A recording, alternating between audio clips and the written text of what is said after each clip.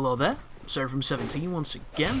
This is some quick random PvP, this time featuring a mixture of footage from my hard drive that I was contemplating deleting because a lot of it just didn't really fit to what the videos were, and some of it was not long enough to be its own series. And this all stems from the fact that I have problems invading on this game, I have problems connecting with people on this game. Most of it is my lacking internet, but a lot of the times it's just this game being this game, and it's unfortunate, because as much as I've fallen out of love with the game at the moment, it's probably about to be rekindled as the DLC drops tomorrow, and I'm going to be covering it. But this is just some quick footage from a ton of different builds. I say a ton, there's about 4 different kinds in here, from some of the adventures I was having in Drang Lake.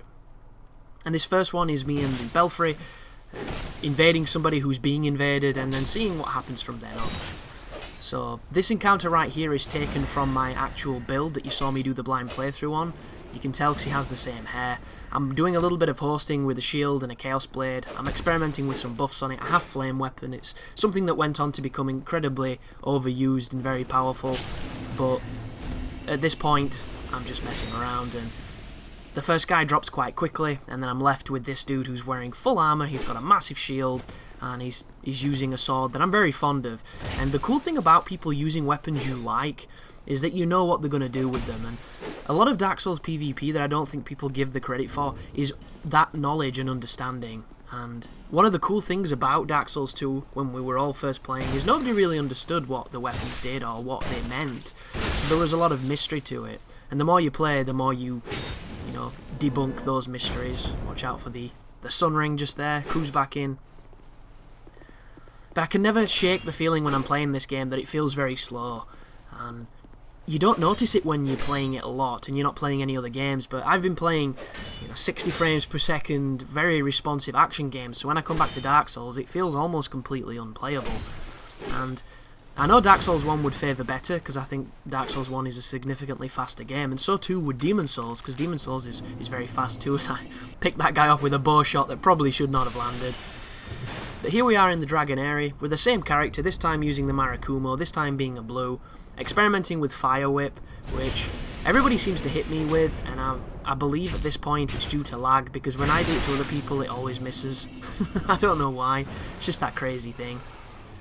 Now we're in the other Belfry, playing on my original Hex build with the previously powerful Santia Spear, and this is a dude who's wearing, what the hell's that guy's name, like Arturus is, the dude who's invisible, I forget his name, but he's wearing his armor and he has both the rings for invisible weapons. But here is somebody who wants to bow to start the fight, which is a rare sight in Drang Lake.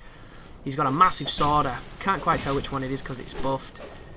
And it's moving pretty quickly. It could be the Defender Greatsword, which just took a massive hit in the last patch. He throws out the Forbidden Sun. I do some crazy backstepping that doesn't really work, and we start trading. I'm looking forward to seeing the new Stunlock mechanic, because apparently Stunlocks are nowhere near as powerful anymore, and I think we've needed that for a while, so I'm definitely excited to see how that works. But I give him the taunt back, because he was willing to do the gestures, so I do my Praise the Sun, because that's what we all should be doing, really. And then we're back in the Belfry on my Misdirection build. So this is one of those strange players that you come across every so often who's doing something out of the norm, but that thing that they're doing is not necessarily the most fun thing to fight. And sometimes you've got to see it from their perspective, I guess. He's using dual cestus, and the only real viable thing for him, or in his mind, is to get close with the power stance and start comboing me. And he pulls out a parrying dagger, which is an interesting choice. You know he's going to try and go for the desperation parry, but I don't know if he gets it. I would like to see him land it, but a lot of the times you need to be a little bit less predictable with it, or it's easy to get just stun-locked. But now we're over in the Huntsman's Copse and taking on a dude with a massive lightning. That looks like a Black Knight sword. He's got the big Havel shield, he's got the armour from Farum. He's doing his spins, because it seems to be the best way to use those great swords on those R2 combos, and he runs away and does a quick chug. It's quite difficult to punish healing on this game, but then again it's quite difficult to punish a lot of things, I guess, and I get backstabbed, and there I go. But here we are in the Belfry once again, on the old Hex build, coming up against someone who's using a pretty interesting setup. He's got the Cyan Halberd, and he's using his curved sword from the flexile sentry boss. I'm not too sure how this is working. It highlights how slow this game is when you see two people trying to roll around. Like Dark Souls 1, some of those fights, some of those really super evasive back and forth attacks, it was so interesting. But on this game I don't tend to have them too much, and I do fight good players too.